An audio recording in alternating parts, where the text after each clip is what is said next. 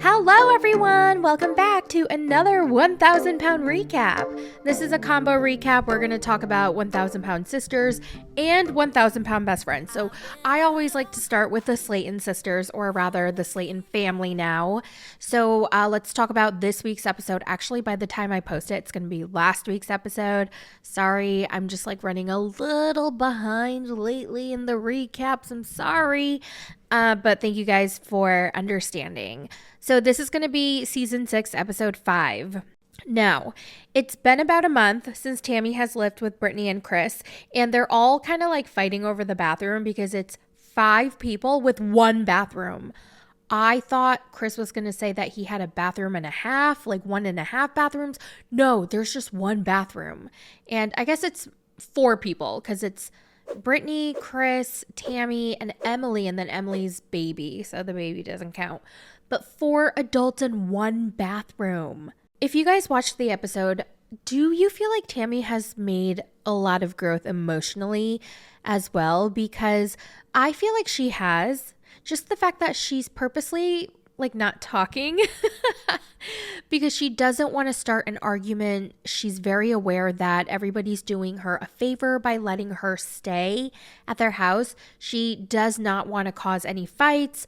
And that's why she's like kind of more quiet lately. And there's a whole lot of awkward silence going on because, Tammy don't want to piss me off or she don't want to piss Brittany off. And so she just don't say nothing. I don't know. I find that kind of impressive. Like, she does have the wherewithal and the awareness and, I don't know, emotional growth, I feel like. So anyway, Chris keeps saying that it's going to take another 2 to 3 weeks to finish the renovations on the next door house. And he keeps saying that. It's been a month since he said that, and it still wasn't done then. And I feel like he doesn't understand how long these home projects take, especially if he's working by himself or maybe a few of his nephews or nieces. Like, that's going to take a long time because we all saw the state of that house. That house was scary. Tammy's nervous because she hasn't weighed herself in a while, and Brittany's like, well, I have a scale. So she weighs herself and she's 281 pounds. Oh my God, she weighs less than Chris now. She hasn't weighed that weight in, I don't know, since she was a kid. So remember how Dr. Smith said that Tammy had to lose 100 more pounds for skin removal surgery? So since she lost another 20 pounds since the doctor's appointment, she has 80 more pounds to go. Chris actually has an appointment with another doctor about his skin removal, and he wants to bring Tammy along because in Chris's eyes, he can clearly see how bad Tammy's loose skin is. She has so much of it and it is so negatively affecting her daily life. So maybe if a different doctor sees it, he'll have a different opinion and possibly give her an approval before Dr. Smith. So I thought that was really thoughtful that Chris was even having that thought in his mind to even think of Tammy and to bring her along. But before that, they have lunch with their mom, Darlene, and she tells everybody that she's proud of them for losing all the weight, and they awkwardly accept her compliments. Tammy and Amanda, they haven't talked in about 2 months now, and their mom is like, y'all have always butted heads when you were young, ever since y'all were little. So, okay, this is the story that the mom tells. Apparently, they were addicted to dill pickles, okay? So their mom, Darlene, would buy gallons. So she would buy the ginormous gallon jars, and she would buy like 3 of them, and it would last them for a week. Ma'am, you should not be buying 3-gallon jars of pickles to last a week. That's crazy. Amy shares with her mom that she's been cooking her world famous white chocolate Alfredo with peanut butter shrimp for the family. Oh God. Well, I made her a white chocolate Alfredo. And then I made a peanut butter shrimp. Oh. And they're talking about like having a family get together so that hopefully Amanda and Tammy will make up. This is really how I look under my clothes. I love the aprons, man. We look like twins. Okay, so then Amy and Amanda go to a cooking class and they learn how to cook steak. And oh my God, you guys, if you are on TikTok, I have been on Steak Talk. Okay, so all I see lately are videos of people cooking steak and eating it. And every single time I cook steak, it turns gray. I'm not a good cook. I suck at cooking. I hate cooking, but I want to learn how to cook steak because, ooh, the steak that I've been seeing on my social media feeds, I want that steak. So for my 2024 end of the year mission, I want to learn how to cook a really good steak. So I like a medium cook. I want to sear the sides. I want to baste it with butter and garlic and top it off with some flaky salt. Ooh! Oh my God. If you guys have any tips, let me know in the comments. I can't have too many directions, instructions. Don't make it so complicated. Like, do I need to get a certain pan? I've been seeing a lot of cast iron skillets, but like that sounds really complicated. And I also heard that it gets super hot and you can't really wash it. And so I don't really know if I want to do that. How about a stainless steel pan? Is that what it's called? Yeah, like a stainless steel pan. Yeah. But then I heard that's really hard to cook with too because everything sticks. So what is a girl to do? I don't know. I need a simple recipe. I also don't want to like start it in the pan and then like finish it in the oven. That sounds a little too complicated. Am I being too picky here? Someone let me know. So if you have a great, easy, simple steak recipe, please let me know in the comments. Okay, so back to Amy and Amanda's cooking class. Amy finishes and then the cooking instructor takes a bite out of Amy's steak and she says it tastes tart. The steak is a little on the tart side and a little heavy on the salt. How does one make a steak tart? Like, what the hell does she put in there? Then Tammy, Chris, and Brittany go to the skin removal appointment and they actually meet with a plastic surgeon. You feel like it moves all the way around to the side, huh? Yeah, I don't have very much skin extra on my arms and legs. My abdomen is the biggest problem. He tells Chris that he would like to see him lose around 20 more pounds and then he'll approve him. And he's so happy because every time he goes to see Dr. Smith tells him lose 50 more pounds, 50, 45, 50. And he's so sick of hearing that 50-pound goal. And so for him to hear 20 pounds, he's like, oh my God, this is way more doable. And so he's really excited.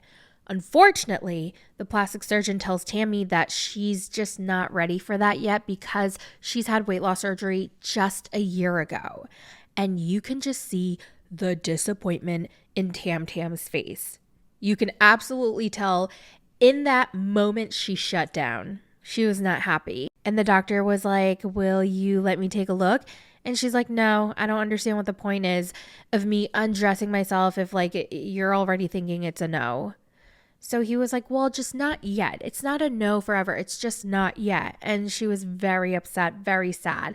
And like, okay, I know some people are going to think Tammy was being bratty, but like, I understand where she's coming. Like, she's allowed to be disappointed. She's allowed to get upset. She really, really just wants that skin removal surgery so badly. And I can see why. Like, can you imagine? She didn't show us what's under there, but I can only imagine. I mean, Chris said that her stomach goes all the way down below her knees. That must be very uncomfortable. So she didn't want to get undressed, but Chris was like, come on, like just show him so that he can see how bad your skin is. And then maybe he'll change his mind again. But she was like, no, I don't want to do it. There's no point. He just told me that I need to lose more weight. I was so hoping that Dr. Turner would clear me for skin removal, but I shouldn't have gotten my hopes up. Now, back at Amy's house, she's making some sort of baked chicken and gravy. I don't know. It looked a little sus. It was very like grayish brown. So everybody arrives at the house. It's pretty awkward. There is some tension, but Amanda and Tammy agree that they're not going to fight. They're going to keep this copacetic. They all try Amy's chicken and they're all very polite. They're kind of like, it's good. Yeah, it's fine. It's good. It's a lot better than I thought it was going to be anyway. You did good. I was kind of shocked that it did kind of taste good. It just wasn't fully cooked. And apparently she seasoned it with ranch and cinnamon. Ugh. So at the end of dinner, Amanda makes the announcement that she is leaving Kentucky and she is moving to Florida to be with her new man. I knew this was the announcement that she was going to make. I just had a feeling. Once she said that she was seeing someone and she was in a happy relationship and things were so bad with Tammy that I just knew, I had a feeling that that was going to be her announcement. So everybody's super upset. Amy's crying because she's sad. Chris is annoyed and he gets up and walks away from the table. And everybody's sad except for Tammy. She's just enjoying her salad. She's like, I don't care. I don't like it at all. Dude, like 15 minutes from the beach, bro. I don't give a damn. But that's like 15 hours away from us. You all right? Life happens. It's gonna be all right. About this time. And then the episode ends. So I was trying to find out who Amanda's boyfriend was just because, like, I wanted to know, I was a little nosy and I did some Googling and apparently they're already broken up in real time. And the way they broke up is crazy. They were supposed to meet up one more time in Kentucky and then he completely ghosted her.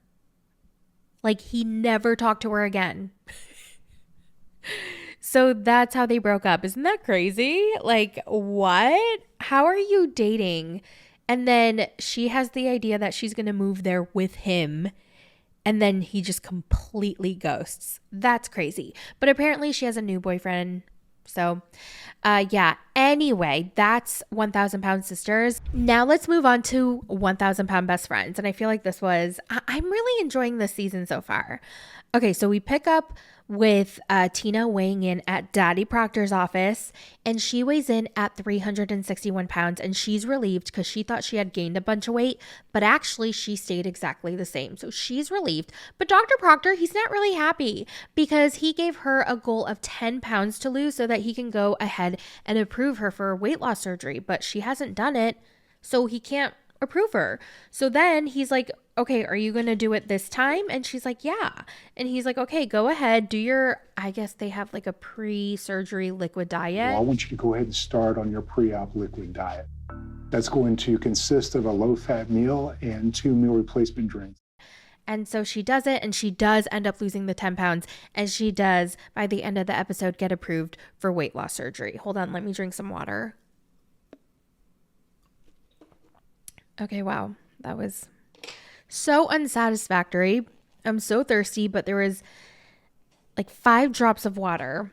Now, Vanessa is on her way to get her hair done because she lost so much hair since her weight loss surgery, and it's been a huge insecurity of hers. So she found a lady on Instagram who does wigs for people who've lost a lot of hair due to medical reasons. So she goes to her salon. She puts on different types of wigs of different colors and styles. And Vanessa loved the long blonde one, and so did I. I thought that looked the best on her and the most natural. I thought she looked gorgeous, and she gets very emotional.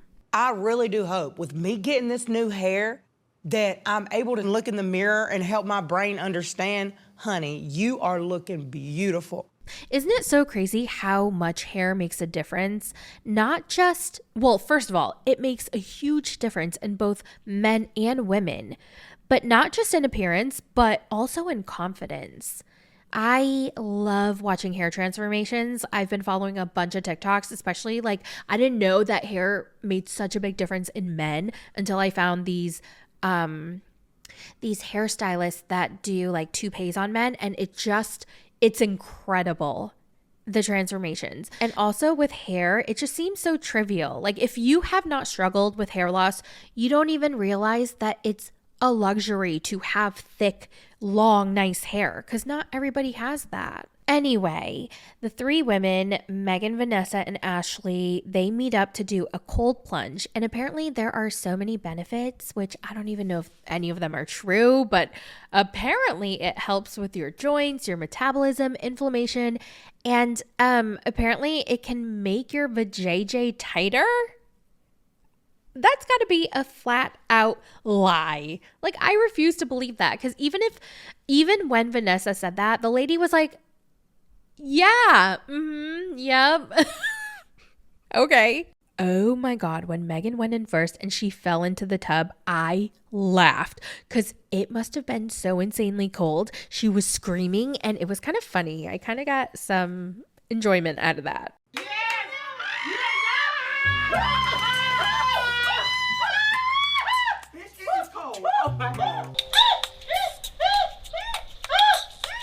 So she lasted 30 seconds and then Vanessa went in and she lasted maybe 2 seconds, not even. She went in and got right out.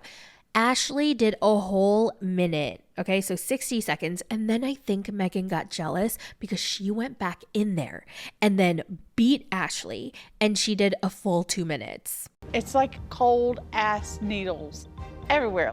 Okay, you had a minute. You gotta get the 2 minutes, baby. That is the championship. Bitch, you got this. Okay, so at Dr. Proctor support group, here's a little update with everybody. Vanessa finally brought in her son Jacob, and so he got to join. Tina lost, I mentioned this before, but Tina lost the 10 pounds and she got approved for surgery. Scott has been off the fast food and he gave up soda for a few weeks now and he feels like his clothes are fitting better and he's ready to start dating again. Ashley is currently dating right now with the intention of getting married and having a baby because she really wants to be a mom and I think they said she was 38 if I'm remembering correctly. So she's hoping that in her next doctor's appointment that she will get approved for getting her body ready for pregnancy. But it's like, that's so hard because she's not in a relationship yet. So how do you get a body ready for pregnancy when you don't have the man? And she didn't mention getting a sperm donor or becoming a single parent. She said that she wants to date, find a man, and then have a baby. So have a family that way. So what's the point of getting your body ready for fertility when you don't have I just feel like it has to go in order if you want the man and you want a baby with a man. I don't know. What do you guys think? So Vanessa opens up and she is struggling with dating. She still feels like her 450-pound self. Back when she was that weight, she thought it was okay for men to treat her like garbage because of her weight, because she was insecure and she felt like she wasn't worth being treated better, I guess. And she still feels that way. Just because we physically lost weight, I still mentally allow men to treat me as they did when I was 500 and 450 pounds. I'm trying to get there, but I still see my 450 pounds. Scott sees this in Vanessa and he just wants to help her. He's like, she has helped me so much and I just want to do the same for her. So he's like, you know what? We need to text each other and we need to hold each other accountable with our self-love and self-worth. And we have to tell each other that we are worthy. No, we have to tell ourselves that we are worthy. Oh God, I related so hard because that's something that I struggled with too, especially when I was heavy. Has anyone watched Drop Dead Diva? If you guys don't know what that show is, it is so good. It is my favorite TV show ever, ever, ever in the whole wide world with Jane Bingham. I don't know the actress's name, but she was the perfect cast for Jane Bingham. Best show ever. I bought all the seasons on Amazon. Such a good show. But Ashley, Vanessa, and Scott, they go to a speed dating event. And so Vanessa still struggles. She still she lost over 200 pounds, but she still feels like the 450-pound person. And therefore she feels insecure and she feels like men can treat her like shit.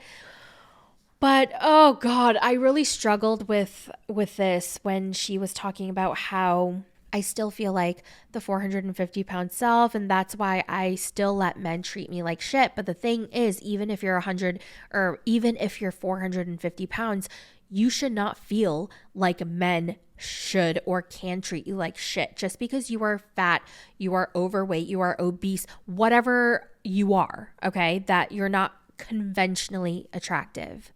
That does not mean that people should treat you like shit. And that's why I think body neutrality is so important. It means that it's the opposite of body positivity, where you don't have to love your body. You don't have to think you're gorgeous, but that's fine.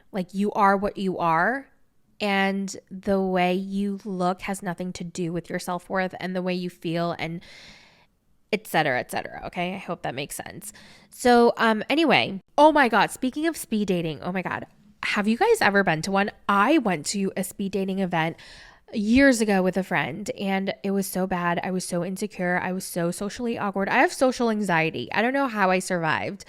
I had a bunch of weight loss. Oh, I mean, not like 220 pounds. I had lost 60 pounds. I went to the speed dating event with my friend. I was still so insecure. I hated it. I was so awkward. But the friend that I went with, she met her now husband at that event. They're still married. They're very happily married. They have their first baby together. They're an incredible family. But isn't that funny how I was so cringy at that event, but my friend met her husband there. Anyway, when I was watching the speed dating on the show, I found it so funny. I love watching people's first dates. I would hate to watch myself, but I love watching other people. So Vanessa, she was a little intense. Her first speed dating guy, I believe he just kind of walked up in the middle of their conversation and he just walked out on her. And that was a dick move. But also, she just went in too hard with do you exercise? Do you eat healthy? What, that's just too much. Try to get to know someone, ask them their name, what they do for fun, stuff like that. Don't be like, how many calories do you eat? What kind of food do you cook? Do you eat butter? Are you vegan? What's your dietary regimen? How many times do you work out? What's your workout routine? That, I don't know. I guess there's nothing wrong with, you know what? I take it back. The more I thought about it, I realized that is what is super important to her. That is the main focus of her life in this moment. And I feel like she definitely probably wants a guy who is very active because Vanessa is very, very dedicated to her fitness journey right now. And so she probably does want a guy who will work out with her, who will eat healthy with her. And that makes sense because it is the main focus in her life right now. And so if she were to find a guy, they would do it together. Okay, so I take it back. Never mind. I feel like maybe he just got turned off and he left. But the second guy that she dated, wow, he was cute, but he was a little too smooth. I feel like he's an F boy. Yeah, he's an F man. Is everything. So if I was to rub your ear right now, I'm gonna do it. Come here. Look at that, see? This man is making my little heart flutter right now. He shows interest in me. Not to mention, this man is fine. Oh. I guess one of the rules for the speed dating event is that you cannot exchange contact information. I don't know why they do that. They told us not to exchange numbers, but somehow, some way, she made sure that I had it. Yeah, she was an awesome person. Oh man, absolutely, I'll take her on a date. Oh my God, when Scott was on his date, I thought it was so funny because they were talking about food and you could tell he got so much enjoyment out of it. And that is so me. That he is me. And then later you could see him buy all the little appetizers and he was just enjoying them. And that is so me. I see myself in Scott. By the end of the episode, Ashley meets with Dr. Proctor and asks him for a referral to a fertility specialist. She weighs in at 284 pounds. She's super happy about it, that she's still losing. I guess her last weigh-in, she was, 4 pounds heavier. So she lost 4 pounds. She's almost at a total of 100-pound weight loss. Now, Dr. Proctor wants her to lose another 100 pounds. Can you imagine losing 100 pounds and then your doctor tells you to lose another 100 and you think you're almost done? You're like, oh my God, I almost lost 100 pounds. I'm almost done. I want to start making babies. But then he's like, no, you can't start making babies yet. You have to lose another 100 pounds. She was shook. Are you serious? I just lost 100 pounds. So I gotta lose 100 more pounds? I feel like Dr. Proctor is putting my baby making goal on hold for 1 more year. But Dr. Proctor said, well, you're 38, so that's already a high-risk pregnancy because you're a geriatric pregnancy. But on top of that, you're still considered obese. That makes you even more of a high-risk pregnancy. Is making me think that my dream of having a baby may not even happen at all. Time is a factor. Age is a factor. But right now is not the right time to get pregnant. But I don't know. I understand that on paper, that's true. But there are so many people on my 600-pound life that have multiple kids. somehow. So I feel like Ashley could still try and she might be fine. I mean, look at Amy Slayton. She had 2 kids and she was like almost 300 pounds, if not more. I can't remember exactly, but Amy was fine. So maybe Ashley will be fine. I don't know. I feel like she has to find a man first, unless she wants to go get a sperm donor or go that route. But yeah, if she wants to do it the traditional way with a man, then you gotta get the man first. That really sucks. Sometimes I'm so glad that I don't want children because I can't imagine what it feels like to be in that panic when our biological clock is ticking and you run out of time. You have less and less time and you just feel that pressure and that urgency. Like that's got to be so freaking stressful. So stressful. Oh God, I really feel for Ashley. I really do. So I wish her the best. I really hope she finds a good man who treats her well and she's able to make a child. Anyway, that's it for the 1,000 pound recap. Let me know all your thoughts in the comments and I will talk to you guys in the next one. Bye.